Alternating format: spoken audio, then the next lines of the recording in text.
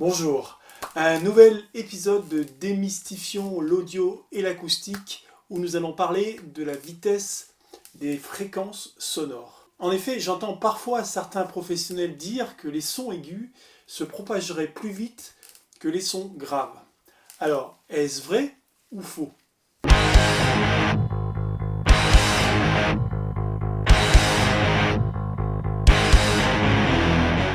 Lorsqu'une source sonore émet du son, elle va faire bouger les petites particules d'air à sa périphérie et en les faisant osciller autour de leur position d'équilibre. Et de proche en proche, cela va faire osciller l'ensemble des particules d'air, ce qui va générer une onde sonore qui se propage.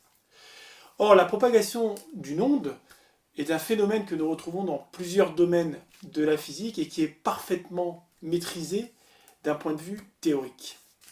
Ainsi, pour connaître la vitesse d'une onde acoustique, nous aurons juste besoin d'exprimer l'équation d'onde décrivant la propagation de cette onde acoustique.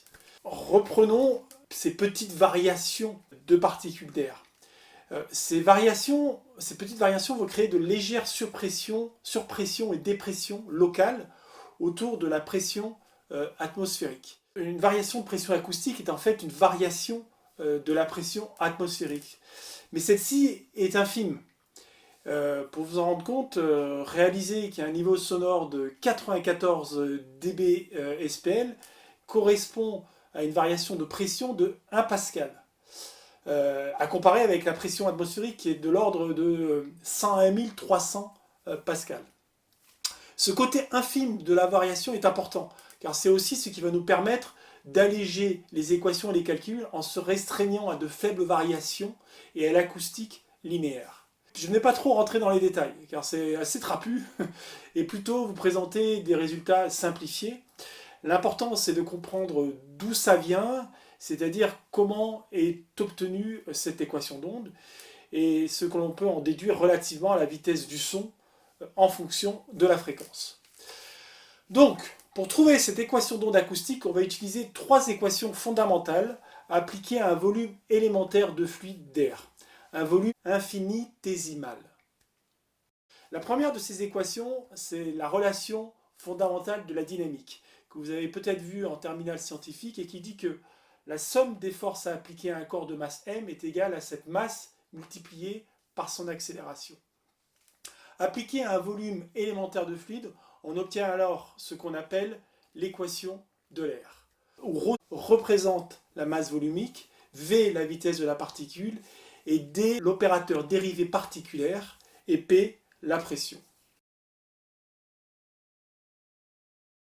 La seconde équation, c'est l'équation de conservation de la masse, qui exprime que la masse dans le volume élémentaire de fluide considéré est conservé, ce que nous pouvons comprendre, car les petites variations de particules d'air à l'intérieur de ce volume d'air ne modifient pas la masse de celui-ci.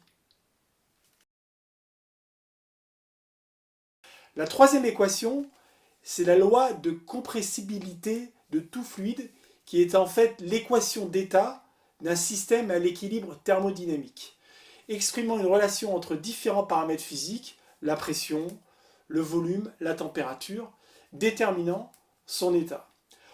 On obtient alors cette équation un poil plus compliquée.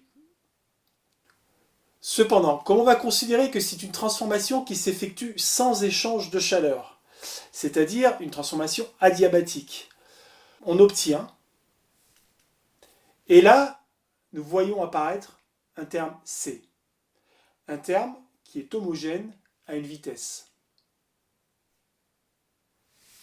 En triturant ces trois équations, l'équation de l'air, l'équation de la conservation de la masse et la loi de compressibilité, et en faisant en sorte d'obtenir une équation qui ne fait intervenir que la pression, on obtient ce qui ressemble plus que fortement à une équation d'onde.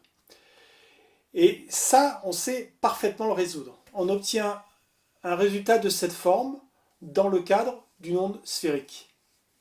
Et là, nous retrouvons ce paramètre que nous avons appelé C tout à l'heure, qui est en fait la vitesse de propagation de l'onde acoustique. Et comme vous pouvez le voir, dans la démonstration et le résultat de ce qu'est la propagation d'une onde, il n'y a aucun paramètre qui montre une variation de vitesse de propagation qui serait fonction de la fréquence. La seule chose que nous avons extrait, en fait, c'est une vitesse, entre guillemets, fixe, le fameux c. Et ce c, vous le connaissez tous, c'est la vitesse du son, qui dans l'air se propage à environ 340 mètres secondes. Deux choses importantes. Je précise 340 mètres secondes dans l'air, car c'est différent dans d'autres milieux, j'en reparlerai dans une autre vidéo. Et je dis environ parce que ça dépend des conditions, notamment de température. Donc, non, enlevez-vous ça de la tête, les sons aigus ne vont pas plus vite que les sons graves. Voici une petite vidéo explicite que j'ai trouvée sur internet. Plus la fréquence de vibration est élevée, plus la longueur d'onde est courte. Cependant, l'onde, vous pouvez le voir, elle se propage à la même vitesse aux deux fréquences. Voilà. Alors, j'espère que j'ai tordu le cou à cette légende. Non, les aigus ne vont pas plus vite que les graves. Voilà. À très bientôt.